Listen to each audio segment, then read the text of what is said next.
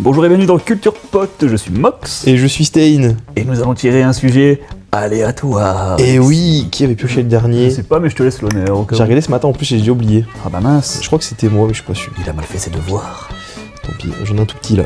Voyons Qu'est-ce voir. que c'est? C'est écrit en tout petit. Oh non. Au secours. Oh c'est toi ça. Ah bon? Les Funko Pop. Les Funko Pop. Oh le sujet de merde. Nous adorons les Funko Pop, n'est-ce pas? Ah ouais. La prolifération du plastique. Bien sûr. Le culte de... Oh, il cache ses Funko Pop. Non, moi je déteste les Funko Pop. Dans toutes les formes que ce soit. En vrai, les petites peuvent passer, je trouve, parce que c'est petit et mignon avec des gros yeux. Mais pas les énormes, pas les moyennes. C'est beaucoup trop. Les petites, t'entends lesquelles? Genre les microscopiques là. Ah dans les petites boîtes là? Ouais. Comme celle que j'ai là. Bon, tu la verras pas du coup trop petite. Mais j'en ai là-bas. Elle est tellement petite qu'elle est invisible. Invisible. Ouais je vois, mais je suis pas, même là je suis pas convaincu. Ouais, non. Moi j'aime pas. Non, vraiment, même les petites, je l'aime pas. C'est juste ce genre de truc que t'offres à un gars ou une meuf que tu connais vaguement à son anniversaire.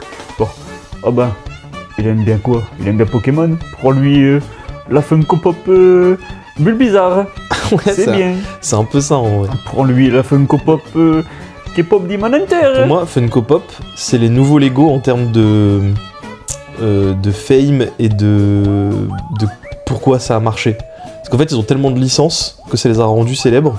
Ouais. La seule différence, c'est qu'ils n'ont pas le talent de Lego pour rendre leur collection ludique, tu vois. C'est juste des pauvres figurines en plastoc de merde. Bah attends, des fois ils font des pauses. Hein.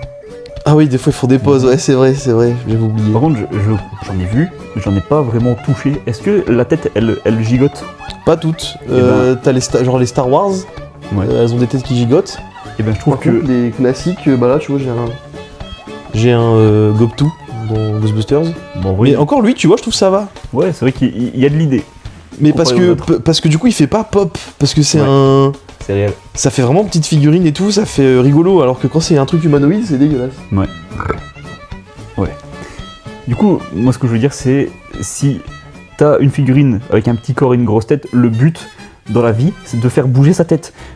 Pourquoi pas toutes bougent la tête? Ah, on est d'accord. Et je comprends pas pourquoi uniquement les Star Wars du coup. Parce que dans Star Wars, il y a des midi-chloriens ou je sais pas trop quoi là. Non, mais je pense que c'est juste une question de fame. Star Wars, c'est une des licences les plus populaires de tous les temps, donc Du forcément. coup, il faut faire un truc qualitatif où ça bouge la tête. Hein. Bah, c'est pas une question qualitative, c'est peut-être pour mettre en. Genre, subtilité, la tête bouge. Je sais pas, parce qu'en plus, Star Wars, c'est les seuls qui ont la tête qui bouge, et en plus, c'est aussi les seuls qui ont un socle. Les Funko Pop n'ont pas de socle, mais les Star Wars ont un socle. Ça doit toujours se casser la tronche du coup. De quoi, les Funko Pop classiques? Ouais. Bah non, j'en ai d'autres là, regarde. Ah, au secours, je me pète le bras. Regarde, j'en ai le Oh, Batman là, tu vois, tu tiens bien. Ah ouais. En fait, les pieds sont plats, donc. C'est un bon centre de gravité. Ouais, c'est ça. Ouais, mais bon, c'est pas ma préférence de figurines. En fait, j'aime pas trop les figurines parce que je me dis c'est des trucs qui prennent la poussière. Mais les Oui, Funko ça, on Pop- avait déjà discuté. Mais les Funko Pop, Bah- c'est le truc cheap par excellence que t'offres quand tu sais pas trop quoi offrir. En fait, Et je comprends pas qu'on puisse collectionner ces trucs-là. bah moi j'en collectionnais quand j'étais plus jeune, c'est pour ça que j'en ai encore. En fait, j'en ai gardé quelques-unes de quand j'étais plus petit. Ouais. Bah au lycée, je crois que c'était au lycée que j'en collectionnais. Mm. Mais moi j'en prenais surtout parce que, en fait, Funko Pop justement, c'est pour ça que je te parlais de Lego tout à l'heure. Ils ont les droits sur, je pense, 99% de toute la pop culture du monde. C'est Fortnite. C'est pire que Fortnite même, genre vraiment ils en sont à un point où t'as des Funko Pop. J'ai trouvé des Funko Pop Orange Mécanique. Oui. C'est fou quand même, il y a des... Oui. Bah, il y a de tout maintenant. Et du coup, moi, je prenais, en fait, je collectionnais les pop, surtout parce que justement, c'était le seul moyen d'avoir un goodies d'un truc que tu kiffais. Comme moi, j'étais un gros geekos qui voulait absolument avoir tout ce qui est possible, imaginable, autour d'un truc que je kiffe, Ouais. et ben j'achetais des Funko Pop, parce que c'était le seul moyen d'avoir des figurines pour pas trop cher et trouvables facilement. Ouais. J'avais du coup, en fait, moi, c'est ça, c'est que j'avais des pop, mais que de trucs un peu niche. Genre, j'avais, à l'époque, c'était niche, j'avais des pop de BoJack Horseman. J'avais du Pulp Fiction, j'avais du Orange Mécanique, j'avais pas les trucs connus, tu vois. Les seuls trucs connus que j'ai, c'est on me les a offerts. Mais en vrai, j'avais sinon Ouais, je que vois. des trucs pas trop, un peu obscurs, tu vois. Mais après, effectivement, après réflexion, je me suis dit, bon, en fait, au final, comme tu dis, quoi, ça ne sert à rien, c'est du plastoc, c'est un peu nul à chier. En C'est plus, ça. c'est même pas joli, c'est mal peint souvent, les finitions, elles sont dégueu. c'est toujours la même pose de merde. C'est un truc produit en masse, quoi. C'est. Bah c'est ça quoi, ils pour faire font du juste le fric. truc en boucle. Et maintenant tu savais qu'ils font même des Funko Pop shiny genre. Ouais, j'ai déjà vu ça. T'avais vu ce truc là Genre, ouais, édition limitée, OMG. Ouais, et en fait c'est le même code barre que toutes les autres. Du coup la boîte, en fait le délire si tu veux c'est que la boîte se vend comme une Funko Pop classique, genre par exemple tu vois le Batman qui est là, bah il se vendrait avec le même code barre, donc du coup il est dans les mêmes références que les classiques, c'est juste que quand il arrive en magasin, bah il a pas la même gueule à l'intérieur. Ah, c'est ça, je pensais que tu parlais des éditions limitées, dorées, tout ça. Là. Ah ouais, non, ça oui, ça existe, mais c'est aussi dur à trouver, mais c'est moins compliqué. Je sais plus comment ça s'appelle, c'est des éditions du coup ultra limitées. Et le délire en fait c'est que bah c'est tout comme celle de base qui est produite en masse par millions d'exemplaires, sauf que celle-là, elle a une couleur différente ou une pose qui change un tout petit peu, ce qui fait que bah elle vaut plus cher parce qu'elle est plus rare. Elle est fait main. Il faut la trouver, quoi. Ouais, mais moi je l'ai eu au magasin une fois, on avait reçu un Luffy en édition comme ça, et il se vendait au prix normal, donc 15 balles, mais tu pouvais le revendre quasiment 200-300 euros. Oh my god. Ouais, une folie. C'est fou. Mais tu sais que moi j'avais regardé quand justement j'ai déménagé de mon ancienne maison, c'est le moment où j'ai voulu me débarrasser de mes pop, et j'avais regardé combien coûtait celle que j'avais du coup récupérée. Ouais. Et en fait on avait une inondation, moi je les sortais de la boîte à l'époque, oh là là l'hérésie, au secours. OMG. Et je les foutais à la cave les boîtes, je les gardais quand même, je les sortais mais j'ai gardé les boîtes. Et je me suis rendu compte en allant sur internet que la plupart des pop que j'avais, avec la boîte, coûtaient plus de 200 euros. Ah ouais. Sauf qu'en fait, il y a eu une inondation, les boîtes se sont abîmées, du coup bah, elles valaient plus rien. Bah super. Genre j'avais Jules de Pulp Fiction, tu sais, le perso de Samuel Jackson, et ben avec la boîte il coûtait 90 euros. Ah ouais. Et ben sans la boîte, du coup il était niqué. Je sais que le Todd de BoJack Horseman il coûtait cher aussi.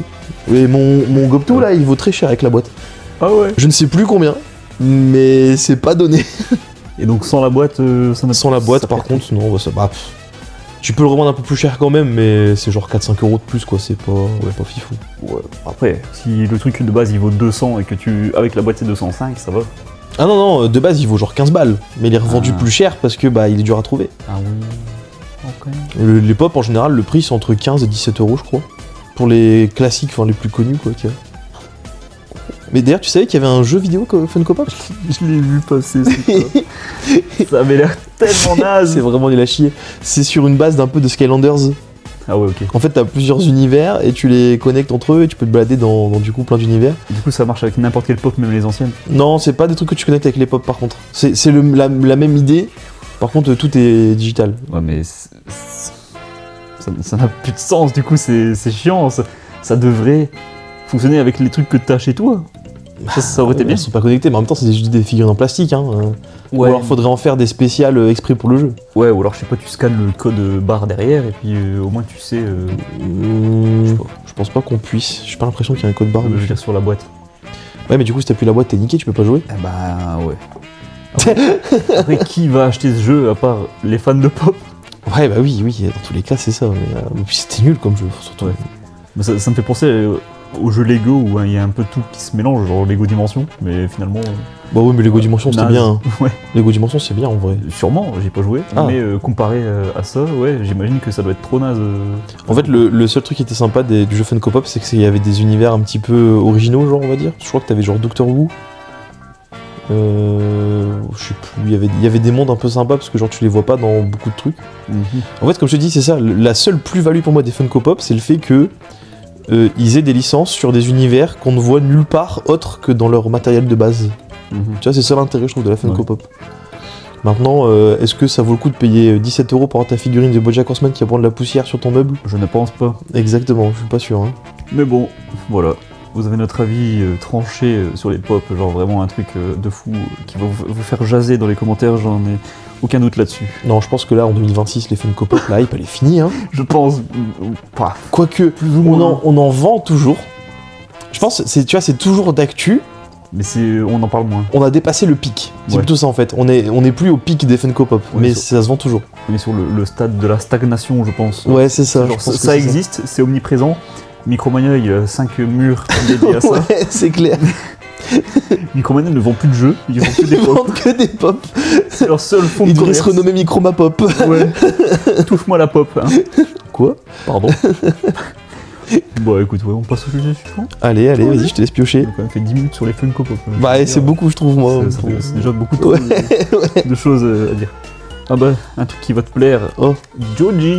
Joji, on n'avait pas déjà fait une émission dessus. Oh, Je ne vas-y, crois j'oublie tout. Je ne pense pas. Joji, un de mes artistes favoris que tu m'as fait découvrir en plus. Je t'ai fait découvrir parce que tu ne savais pas que c'était Filthy Frank. Et oui, alors je connaissais Filthy Frank à la Ouais. base, qui du coup est un youtubeur qui date d'il y a longtemps, c'est un des tout premiers, je crois, non Youtubeur des années 2010, peut-être entre 2012 et 2016, un truc comme ça. Ah ouais, dans ma tête c'était quand même plus vieux. Bon, peut-être qu'il a fait des trucs avant, mais c'est l'inventeur du Harlem Shake. Ouais, c'est lui qui a créé le Harlem Shake. Ouais. C'est lui aussi le mec, le Pink Guy, qui est Ouais. connu. Ouais, il faisait beaucoup de sketchs avec Spinga et tout ça, Mhm. des personnages qu'il a inventés.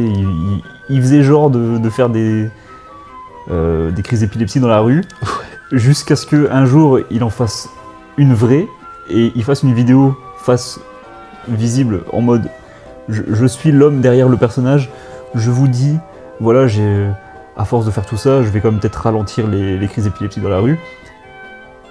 Tu penses que les fans auraient été du genre, bah oui, on comprend, tout ça, et ben non, c'était genre, on veut pas savoir quitter, on veut juste le personnage, on veut le Filthy Frank, on veut le Pink Guy. Du coup, lui, il était genre, bah écoutez, ok, je vais faire que ça, vous me connaîtrez pas, je vais jamais parler de moi, vous saurez pas qui je suis, je vais juste faire mes sketchs, et puis c'est tout. Et il a fait plein de vidéos comme ça, très controversées. Maintenant, à l'heure d'aujourd'hui, je pense même que sa chaîne a été bannie, il me semble. Ouais. Et du coup, ben, un beau jour, il s'est dit, je vais faire des albums de musique avec Pink Guy, en faisant des musiques débiles, qui en soi étaient même plutôt bien des fois, En vrai, il y avait 2-3 sons qui étaient cool, je trouvais. avec quand même des sujets controversés, beaucoup. Mhm. Mais je crois qu'il avait écrit un livre. Je ne sais pas, je connais pas assez. Je connais plus la DA de Joji que de 50 Ouais. Frank pour le coup. 50 Frank, Ouais. je connais surtout de nom, il me faisait marrer parce que j'avais Ouais. vu les Pink Guy et tout. Ouais. J'étais pas ultra calé et je me suis pas forcément intéressé, j'avoue, à tout le avant Joji, j'ai pas forcément guetté. Ok, je vois. Et du coup, la fin de la période 50 Frank et Pink Guy et tout, c'était lui qui termine en beauté avec une vidéo super bien faite, avec une voiture de sport rose, avec Pink Guy qui conduit, qui fait des donuts et tout. Et je sais plus, je crois qu'il avait même écrit la fin du lore qu'il avait créé avec 50 Frank dans un livre. Et ça avait été un move controversé parce que les gens étaient genre ouais, du coup, il veut arrêter, il veut juste notre fric et tout. Bah écoutez, il vous a diverti pendant autant d'années. Maintenant, il veut arrêter, laissez-le arrêter et prendre son chèque et puis se barrer. Et puis après, il a débarqué sous le pseudonyme Joji. Et c'est là où j'ai un peu perdu le fil parce que moi, j'étais pas trop dans son délire musical, Dans sa DA. j'ai pas trop accroché Mhm. à la musique. Mais toi, oui. Alors que moi c'est tout l'inverse, hein. Moi je suis devenu amoureux de Joji mais Mhm. dès le premier album, hein, quand il a sorti Ye Right, j'étais déjà fou. C'était quoi le premier album, ça veut dire C'était l'album de Ye Right, je sais plus c'est quoi le nom, je crois que c'est Ye Right, le premier album. Ouais, c'est ça. Ouais. Je crois que c'est ça le nom de l'album, mais j'ai pas envie de dire de conneries. Ou c'était de Ballads, je crois que c'était de Ballads 1. Peut-être. Bah, il avait sorti 2-3 singles avant, mais le vrai album, son tout premier vrai album, c'était du coup Ballads 1 ou Ye Right, je me souviens jamais du nom exact. Ouais. Mais du coup, Ye Right qui avait déjà à la sortie, qui avait bien fonctionné, hein, je crois, Mhm. il me semble, si je dis pas de bêtises. Sûrement, ouais. Mais le gros son qu'il a fait un peu percer à son échelle, c'était Soul Dancing in the Dark, qui était fou furieux. Et en fait, moi, ce que j'adore dans la DA de Joji, c'est ce côté un petit peu lyrique, tu sais, dans ses sons. Mhm. C'est une DA qui est très douce, très envoûtante. Il a une voix de zinzin. Il joue trop bien avec, je veux dire, le vocodeur, enfin ouais, sa manière de chanter est dingo. T'es toujours happé par la manière dont il chante, tu vois. Mhm. Et il y a ce côté très nostalgie d'un truc, même si tu l'as pas connu, t'arrives à être nostalgique de Ouais, ses ouais. sons, tu vois ce que je veux dire? Mhm. Ça te met vraiment dans des moods un petit peu. Je vais dire des moods Mélancolique. dépressifs, mais mélancoliques, voilà, c'est plus le mot que je cherchais, parce que dépressif, c'est pas forcément le cas. Le mot peut-être c'est mellow. Ouais, c'est ça, c'est du mélo un peu, et c'est vraiment très très bien fait, il est très très chaud pour le coup de Joji. Alors à l'heure actuelle, il a sorti 4 albums, plus un petit peu caché, je crois. Parce qu'il est sorti un album qui est pas dispo sur les plateformes, Ah bon ouais, dont j'ai oublié le nom, je crois que c'était Doors quelque chose, que j'ai écouté que 2 fois du coup, parce que vu qu'il est pas sur les réseaux, c'est dur à trouver, mais j'avais bien aimé aussi. L'album qu'il a vraiment fait percer, c'était Nectar, du coup, son deuxième album, qui était dingo, qui est à l'heure actuelle, je trouve toujours son meilleur album. Mhm. Et là, il a sorti un, au moment où on tourne, on est vraiment dans l'actu, puisqu'il a sorti un album il y a genre 2 ou 3 semaines au moment où on tourne. Ouais, qui s'appelle Peace in the Wind. Peace. Peace in the Wind. Peace dans le vent. Ah, ouais. Quoi? Genre, il pisse dans le vent. Ouais, pisse, genre pipi, littéralement, pas pisse la paix, c'est pisse, il pisse, c'est quoi, il fait pipi. Pourquoi il pisse dans le vent? Je sais pas. Il veut faire le concours de celui qui pisse le plus loin. Et du coup, il triche parce que le vent, ça fait aller plus loin. Ouais, ça doit être ça, il retournait à 50 francs là pendant qu'il pisse, ça lui retombe sur le visage, tu sais. Ah ouais, bah du coup, il va peut-être nous ressortir des vidéos de fou. Pas sûr. On verra bien déjà. Alors, en vrai, ces clips sont fous. T'as déjà maté un clip de Joji? Vite fait. Ils sont dingos ces clips, hein. Mhm. Alors, ses premiers, fait que ses petits moyens et tout, c'est pas. Alors, c'est sympa, mais c'est pas dingo non plus. Mais là, il a sorti un clip pour justement. Il a deux sons très courts dans l'album et il les a mixés pour faire un clip complet. Ouais. Où il se fait chasser par une meute de gens déchaînés qui veulent lui casser la gueule et tout. Le clip est fou furieux. Franchement, il est magnifique, le clip, il est dingo. Non, vraiment, pour le coup. Le retournement de situation de Joji était dingo. Enfin, quand il est passé 50 francs à Joji, c'est devenu fou. Et moi, tu me l'as fait découvrir, du coup, c'était il y a quasiment 10 ans, je crois. Bah ouais. Parce que c'était après ma première rupture, donc c'était il y a quasiment 10 ans. Ah, parce que je crois qu'il a commencé justement en 2016 la musique. Enfin, il a arrêté 50 Frank en 2016 ou. Ouais, je crois. Que ouais, donc c'est ça. J'étais dans les premiers, parce que du coup, c'est toi qui m'as fait découvrir. Ouais. Et je suis tombé instant amoureux de ce qu'il faisait, de tout ce qu'il faisait, je l'ai saigné. Je crois que ça fait 10 ans il est toujours au moins dans le top 3 dans Spotify Wrapped. Et ça fait 10 ans, il est toujours dedans. Genre vraiment, je le saigne tout le temps. Incredible. J'écoute autant. De toute façon, c'est le seul artiste que j'ai tatoué sur ma peau. Je me suis tatoué la cuillère de Gimme Love. Et vraiment, j'aime vraiment trop ce que fait Joji. Pour le coup, c'est un artiste archi complet qui fait plein de choses. Et il passe en France cette année. J'ai pu me dégoter des places en carré or pour y aller avec ma maman qui est devenue fan de Joji quand je lui ai fait découvrir aussi. Et bah bravo. Du coup, j'y vais avec ma maman pour aller le voir. Bah, et je suis très très content pour le coup. Et c'est un artiste qu'il faut écouter énormément. Après, je suis pas aussi calé que toi en musique, donc je peux pas trop décrire pourquoi j'aime autant parce que j'ai pas les refs techniques de tout ce qu'il fait dans ses sons. C'est juste les mélodies. Mais oui, c'est ça, j'aime beaucoup les mélodies, l'ambiance. Les thématiques aussi sont vraiment cool, même si c'est bateau, c'est souvent des trucs de rupture, de machin, de. Ouais. Oh, je t'aimais, tu m'as brisé le cœur, machin. C'est beaucoup de trucs un peu comme ça, quoi, mais c'est très sympa. Et d'ailleurs, il y a toute une vague de mèmes qui se fait autour de Joji, je sais pas qui sort un son ou un album, et dès qu'il y a un truc qui est un peu banger, il y a tous les fans qui disent je sais pas qui lui a brisé le cœur, mais s'il te plaît, continue, et je trouve ça à la fois horrible et un peu marrant pour le côté mème. Je vois. D'ailleurs, le pauvre, son passé le rattrape, parce qu'à chaque concert, il y a des pingailles. Ah ouais? Tous les concerts qu'il fait, il y a toujours au moins 4 ou 5 pingailles, tout le temps. Bah, il faut qu'il se rappelle d'où est-ce qu'il vient aussi. Ouais, c'est ça. Mais du coup... Mais t'as déjà vu des images de lui en concert? Parce que c'est hilarant, il pète des plombs. Hein. Vite fait, je crois. C'est trop drôle. Hein. Je l'ai vu faire un truc avec un micro à un moment. Il faisait l'abruti. Ouais, vraiment, des fois, il chante une chanson qui est genre ultra douce et tout, puis d'un coup, il pète un câble, il se met à hurler, puis il fait des signes de gang, ou il fait, je sais pas, des trucs bizarres comme ça en plein milieu. Il va se faire tirer dessus, lui. Il est fou. Mais il a déjà mentionné le fait de... Enfin, il a déjà mentionné le passé de 50 Frank et tout en dehors de ça ou... Bah non, mais il a jamais mentionné en interview. Je crois pas. Bah, à mon avis, si, mais je me suis jamais trop renseigné. Je pense que les gens lui en ont parlé parce que 50 Frank, ça reste quand même. En France, peut-être pas, mais aux États-Unis, c'est une référence. 50 Frank, c'est un équivalent de, je sais pas, de JDG ou de l'Inquiéter Acide chez nous en France. Tu vois, donc je pense qu'ils ont dû déjà lui en parler, tu vois, quand il les interviews et tout. Puis mine de rien, bah. Si c'est des fans qui savent qui c'est, bah ils viennent en concert en sachant que, et puis après les gens en parlent entre eux, et puis du coup voilà quoi.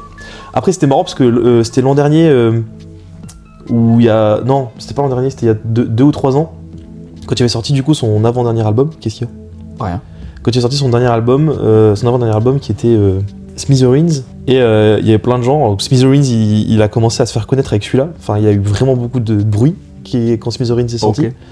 Et il y a plein de gens qui faisaient la ref en disant et dire que c'est ce mec qui a créé le Harlem Shake. Incroyable, non? Et du coup, il y avait une vague un peu de mèmes de gens qui disaient ça, genre rendez-vous compte, Joji, c'est 50 Frank, oh là là! Tant qu'il s'est pas fait cancel depuis, ça va. Ouais, ça va, c'est déjà ça. Bah, c'est bien, du coup. Est-ce que tu as des recommandations de Joji ou... Ouais, bah alors moi je recommande. Alors si les gens veulent découvrir Joji, je vous conseille Nectar, qui est pas son album le plus abouti, je trouve, mais qui concrètement est le plus complet en termes de son. Enfin, c'est un vrai album pur, genre j'ai envie de dire, tu vois, tous les sons se complètent et il y a une suite directe et c'est super bien à écouter. Il y a vraiment l'ambiance Joji y est du début à la fin. Ok. Et par contre, je trouve que son album le plus maîtrisé, c'est Smithereens quand même. C'est juste que par contre, Smithereens est très court. Tu l'as écouté en une demi-heure, tu l'as fait quoi. Ouais, c'est un album qui est assez court. C'est vrai que des fois, souvent maintenant ils font des albums, ils font même des fois 20 minutes, tu te dis mais. Bah ouais, je comprends pas toujours moi. Bah, pour le coup, il a fait là, il nous a fait le jour et la nuit parce qu'il a sorti Smithereens que t'écoutes en 30 minutes. Et après, il nous a fait Peace in the Wine. Et Peace in the Wine, il y a genre 28 sons, je crois, un truc comme ça, 26 ou entre 26 et 28 sons. Qui du coup, l'album dure 1h30, je crois, un truc comme ça. Donc faut le taper quoi. Quand même. Mais oui, je conseillerais ça. Je conseillerais aussi les 2 clips qui sont Slow Dancing in the Dark et Sanctuary qui sont fous furieux. Ouais. Ah, et vous pouvez trouver aussi une expérience de dingo à faire autour de Joji. À l'époque du Covid, il avait sorti un concert online. Comme il y avait eu avec. Je crois que c'était Billie Eilish qui avait fait ça, Travis Scott avec. C'est vrai qu'il y avait beaucoup de monde qui avait fait ça. Ouais, c'est ça. Et du coup, il avait sorti son concert online qui s'appelait Extravaganza. Et d'ailleurs, j'ai toujours eu autant le seum de ne jamais pouvoir le voir parce que j'avais pris mes places pour mater Extravaganza sur YouTube. Avant de me rendre compte qu'en fait, ça tombait pile au moment où je travaillais, du coup, j'ai jamais pu regarder. Comme par hasard. Évidemment. Ça, il n'y avait pas de replay. Alors justement, normalement, il n'est pas censé avoir de replay, mais c'est posté sur internet. Ouais. Donc normal. Évidemment, là, si tu vas sur YouTube, tu peux trouver Extravaganza facilement, je pense. Tu peux mater les 58 minutes, je crois, de concert. Pas mal. Et en vrai, je conseille aux gens de se prendre un petit casque, se caler devant le PC et mater. Et je vous jure, c'est trop bien comme expérience parce que c'est pas. Il n'a pas du tout fait un concert classique comme d'autres gens ont fait, genre juste t'es devant un écran et tu chantes et tu fais tes trucs et tu vis ta vie. Il a fait une expérience online et du coup, en fait, chaque son, il se met en scène. Bah, c'est bien. Et il fait des trucs, et il y a des petits intersketchs entre deux, où il fait le con avec des gens qui viennent présenter des trucs et tout, et c'est très rigolo à voir. Et il a notamment fait, quand il a chanté la chanson Run, qui est du coup une chanson où il court. Ah bon? Exactement. Et en fait, du coup, le concept de la chanson, c'est il fait un parcours dans une salle, donc ils installent des trucs d'obstacles et tout, et il fait le parcours, et dès qu'il se pète la gueule, le son s'arrête, on passe au suivant. Et du coup, t'as Joji en train de courir dans la salle et tout, il se met sur un fauteuil roulant, un tapis, tu sais, un tapis de course, et il commence à courir et tout, puis il se pète la gueule et le son s'arrête direct, et normalement le son il dure genre 3 minutes, et au moment où il fait le truc dans Extravaganza, le son dure genre 1 minute 30, parce que du coup il se pète la gueule à la moitié. Donc c'est pour ça que le concert fait 58 minutes et pas 1 heure pile. Exactement. Malin. Et ouais, du coup, il fait plein de trucs comme ça trop bien. Genre pendant tout le concert aussi, dans les intersketchs, on te tease qu'il y a un mec en train de construire une sculpture en glace de Joji. Genre une sculpture en verre. Et puis t'as aussi le moment où il chante Your Man, qui parle d'un mec qui du coup veut devenir le mec parfait pour la femme qu'il aime. Oui. Et quand il chante ça, il fait une omelette. Oh. En live, en chantant, il fait une omelette et il y a un autre mec à côté qui l'aide, qui est tout peint en blanc, qui est bizarre, genre il y a plein de trucs comme ça. Et vraiment le concert Extravaganza, il est top, il est vraiment vraiment bien, c'est une expérience à vivre et c'est super bien. Je vous conseille vraiment d'aller mater le concert Extravaganza sur YouTube qui est trop cool. Trop bien. Voilà. D'autres recours Non. Nickel. Ça c'est une belle reco ça. Nickel. Je réfléchis s'il n'y a pas des trucs qui ressemblent un peu à Joji que j'aimerais bien faire découvrir, mais c'est des trucs connus quoi. Je pense que si vous aimez Gorillaz ou Billie Eilish, vous allez aimer Joji. Ouais. Joji est quand même vachement différent en termes de DA, mais en termes de vocal et de ressenti, au niveau des sons, ça ressemble beaucoup. Ok. Voilà. Et d'ailleurs, moi, mon feat de rêve, ce sera un Joji feat Billie Eilish. C'est pas impossible. Je pense que ça pourrait être un très bon... en plus, Joji commence à faire des sons avec des mecs assez connus. Hein. Il a notamment fait... Là, son dernier album, il a fait un son avec Don Toliver. Qui? Don Toliver, c'est un mec qui avait chanté pour la BO de Spider-Verse. Ah. Il avait fait à l'époque, avant même qu'il devienne vraiment très populaire, il avait fait sur l'album où il y a Right là, Ballads No. 1, il a fait un son avec XXXTentacion. Ah ouais. Bah ouais, il a fait un son avec RIP et il a fait un son avec XXXTentacion. Ah bah du coup il était mort à ce moment-là déjà. Non? Je sais plus, peut-être. Parce que si c'est Rest in Peace la chanson. Bah mais c'est fit. Bah il y a un feat posthume, genre comme avec justement XXXTentacion qui avait fait un feat avec tu sais le rappeur qui était mort là. Ils sont tous morts. Je sais, mais c'est vrai que pour un courant musical, il y en a aucun qui se démarque parce qu'ils sont tous morts. Hein. Si, attends, je vais retrouver meuble en attendant. Ben voilà, et il a fait des sons avec qui aussi, je ne sais plus, mais il était avec des gens connus, il a fait des trucs quand même avec des gens assez connus pour le coup. Et puis c'est aussi un pote à Rich Brian. Ah ouais. Ils se connaissent, ils ont déjà fait des trucs ensemble, Ok. Rich Brian. Du coup, je pensais à Lil Peep quand je parlais du rappeur. Ah oui. Parce Oui, c'est vrai. que, en fait, Lil Peep avait commencé cette chanson qui s'appelle Falling Down. Et après, XXXTentacion, il s'est dit, ben, j'aurais trop aimé collaborer avec ce mec de son vivant. Du coup, ben, je vais reprendre la base et puis je vais faire une chanson. Et puis, maintenant, il se sont retrouvés là où il faut, quoi. Donc, Comment ça là où il faut il se- bah, enfin, ce que je veux dire, c'est on va tous y passer, tu vois. Il y en a aucun qui va vivre éternellement. Oui. À moins que. Non mais du coup je sais pas si c'était posthume ou pas, je me suis pas renseigné, faudrait voir la date de sortie de l'album, je me souviens. Ah, boah. Mais non, pas d'autres recos particulières. Format Extravaganza. Un album à écouter de Joji, c'est Nectar, à écouter absolument. Nectarine. Voilà. Et puis mon feat de rêve, c'est avec Billie Eilish. Ce serait un bonheur d'avoir ces deux-là qui collaborent. Formidable. Et j'aimerais bien voir, en vrai, avec un Gorillaz, ça pourrait être bien. C'est pas impossible, hein. Gorillaz, ils font beaucoup de Ils feats. font tellement de feats avec tout le monde, ouais, ça me choquerait pas pour le coup. Voilà. Nouveau sujet ? Allons. Allez. Alors. Oh, trop bien Ah ouais. Smiling Friends. Ah, bah on l'avait On l'avait déjà mis. Bah ouais. Bon, j'en pioche un Mais- nouveau ou Bah je sais pas, on en avait parlé, c'était avec Étienne et Guillaume. Ouais. nos potes du coup, qui sont venus faire un sujet avec nous. Mais on peut... Bah si vous voulez savoir notre avis sur Smiling Friends, vous pouvez aller voir cet épisode dédié à Smiling Friends.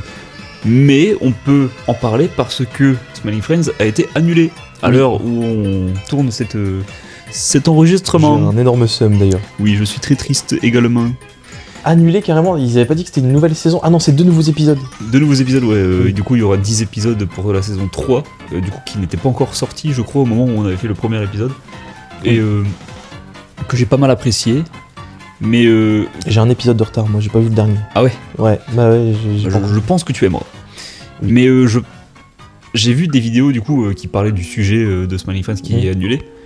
Et dans ce qu'ils ont dit, j'ai trouvé que ils avaient des anecdotes pertinentes parce que les 2 premières saisons, on voyait que c'était vraiment Michael et Zach, les 2 créateurs, qui étaient aux rênes du projet et qui dirigeaient un peu tout et qui faisaient appel à des artistes que eux connaissaient, parce que eux c'est deux animateurs d'internet qui ont fait des animations un peu rigolotes, tout ça sur Newgrounds et YouTube. Et du coup ils ont des contacts de gens qui ont fait aussi des fan animations de admettons Uniplace, tout ça. Donc que des animateurs indépendants qui ont fait des projets avec Smiling Friends, dont je pense tu vas connaître Harry Partridge, celui qui a fait Star Barbare, je crois. Ouais, je connais. Donc ouais, qui a été doublé par Benzaï. Donc ouais, il a bossé sur Smiling Friends en faisant Meep, la parodie du Seigneur des Anneaux là. Oui, mais Donc c'était très intéressant à voir. Parce que le gars il a quasiment fait tout seul l'animation avec son équipe pendant la période Covid en plus il me semble, donc c'était une sacrée chose à accomplir. Et maintenant quand tu regardes les crédits de Smiling Friends saison 3, tu remarques qu'il y a beaucoup de noms coréens, donc tout a été un peu délocalisé en Corée, là où justement il y a beaucoup de cartoons mainstream qui sont faits comme les Simpsons et tout. je m'étais pas rendu compte. Ouais, bah moi non plus, mais c'est vrai que quand tu regardes bien, tu remarques qu'il y a plus de noms coréens dans cette saison que dans les autres. Et donc, ce qu'on peut en déduire, c'est que le network Adult Swim s'est dit, on a la poule aux œufs d'or là, on a le nouveau Rick et Morty. Bah écoute, on va faire en sorte que la production aille plus vite. Du coup, on va délocaliser un peu la production en Corée, là où ils savent. Enfin, ils ont pas trop la main mise sur le sujet, ils vont juste animer ce qu'on leur dit d'animer. Ils ont pas de style particulier en Corée, ils sont souvent... En fait, ils sont bloqués. Non, je pense que, de ce que j'ai compris, ils sont entraînés à ne pas avoir de style, pour justement pouvoir s'adapter, pour pouvoir s'adapter à chaque tout, ok. commande, tout ça. Je sais pas s'il y a des commandes, je sais pas comment ça fonctionne. Mais en tout cas, voilà, c'est plus une production très locale, Smiling Friends, même si Michael et Zach sont quand même aux rênes du projet et sont quand même toujours très présents. Mais je pense qu'avec cette ambiance de travail, ils ont remarqué que si ça continuait dans cette direction, ils auraient eu moins de pouvoir sur les choses à dire et beaucoup moins de possibilités de faire avec des artistes que eux connaissent. Parce que je sais pas, hein, mais je pense que du coup tu payeras moins un artiste coréen qu'un artiste indépendant qui fait une animation spéciale. Je pense aussi. Qui est américain du coup. Et puis pour le coup, Smile Friends en plus, ça doit demander beaucoup d'argent. Je pense, ouais. Tous les styles d'animation qui se mélangent dans il y a un beaucoup de dessin animé. styles, genre il y a du stop motion, des trucs en pâte à modeler, t'as des trucs en 3D, t'as des trucs. Des trucs en live action alors. Ouais, des trucs en rotoscope, des trucs comme ça. Donc, ce que les auteurs voulaient, c'était faire comme une célébration de l'animation. Donc, je pense qu'ils ont accompli ce qu'ils ont eu envie de faire et qu'ils ont vu que ça commençait à partir en sucette et ils se sont dit mieux vaut arrêter au pic plutôt que de devenir les nouveaux Simpsons et d'avoir une 45e saison où c'est juste l'ombre de eux-mêmes. Bah puis je pense que quand ils ont vu comment Rick et Morty devenaient, ils ont eu peur de finir comme eux. Sûrement, ouais. C'est Rick et Morty, mine de rien, c'est quand même maintenant c'est le nouveau visage d'Adult Swim quoi. Donc ouais, c'est ça. tout tourne autour d'eux et la plupart du temps quand ils font un court métrage, faut mettre la gueule de Rick et Morty dessus pour que ça fonctionne. Donc bah ouais. c'est vrai que si c'était pour qu'on voit la gueule de Pim et de Charlie sur tout ce qui se fait, ce serait peut-être vite redondant. Peut-être. Après, je trouve ça quand même vachement dommage pour le coup. Moi qui étais vraiment très fan de Smile Friends, moi je également. suis vachement déçu de. Ça doit s'arrêter là, tu vois. J'aurais bien aimé, comme on en avait parlé en privé, j'aurais bien aimé un petit 5 saisons au moins. D'ailleurs, c'est ça qui est décevant parce que. Je crois que c'est en octobre ou en novembre, il y avait justement un petit croquis où il était marqué 4 et 5, saison 4 et 5, greenlit. On peut. On a le feu vert. On a 2 saisons d'avance. Et du coup, là, tu te dis, saison 3, c'est la fin. Mais au moins, on a 2 nouveaux épisodes. C'est déjà ça. Puis j'ose espérer que s'ils annoncent que 2 épisodes, c'est parce qu'ils vont peut-être trouver un truc pour conclure la série de manière en beauté, on va dire. Peut-être. Je pense. Après, je pense aussi qu'il y a le rapport qu'ont les fans avec la série a quand même beaucoup joué avec l'annulation parce qu'il y avait beaucoup. Quand tu vois l'épisode avec l'homme top là, je sais pas si tu vois. Oui, il a rendu. Ouais, parce que ça se voit que c'est vraiment une parodie des fans en mode une ligne, une phrase typique de Charlie. Je vous regarde tout le temps et allez, faites vos trucs. Vas-y, soyez drôle. Et du coup, c'est qu'une théorie, mais je pense que c'est un peu Michael et Zach qui sont à travers ce personnage, sont en mode. Une théorie. Non, mais. Franchement. Je pense que c'est plus qu'une théorie, mais. Enfin, quand t'as ligne de neurones, c'est le cas. Oui, mais oui. Tu te rends compte que. Genre, arrêtez de trop vouloir développer le monde, ou je sais pas, trouver du lore, ou je sais pas, juste profiter. Amusez-vous, rigolez, plutôt que de se dire mais pourquoi ce personnage a fait ça ne va pas avec son personnage. C'est juste un truc humoristique. Purée. En plus, Smile Friends, c'est vraiment ce côté random. Genre, j'ai l'impression que c'est un peu un Samurai Jack inversé dans le sens où c'est une idée, un épisode. Samurai Jack, par contre, ça se veut plus sérieux au niveau de l'idée.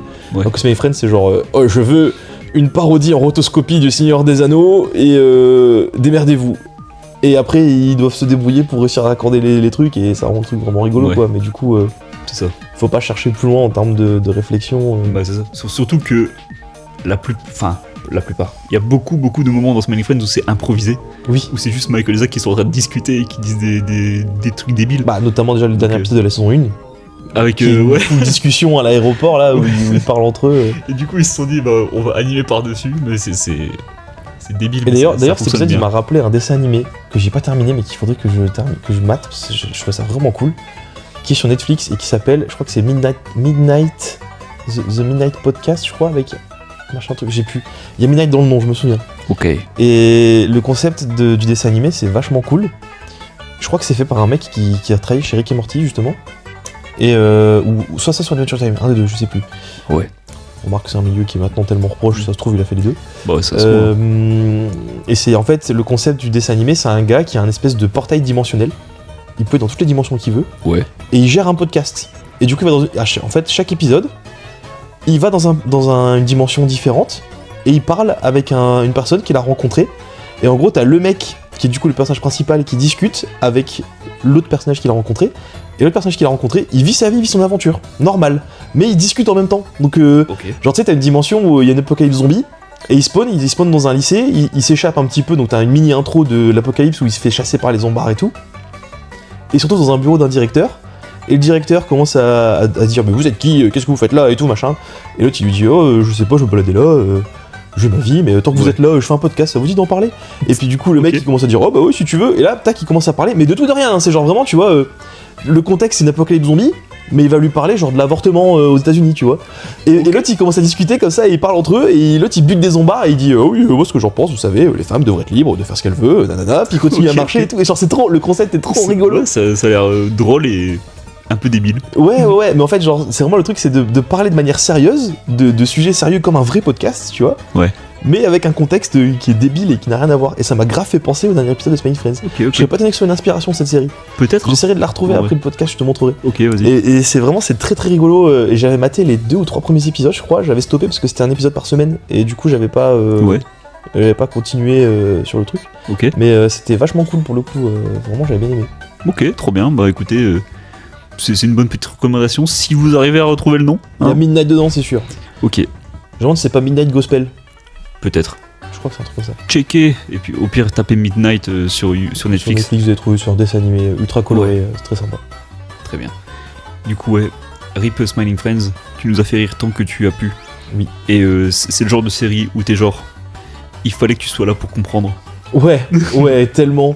Avec la hype, surtout avec le début de la saison 2, parce que moi j'ai commencé avec la saison. Enfin, j'ai eu l'envie de commencer avec la saison 2 quand elle est sortie, parce qu'il y avait le personnage de Gwimbly, là, le truc en 3D qui ressemble au truc de PS1 et tout ça.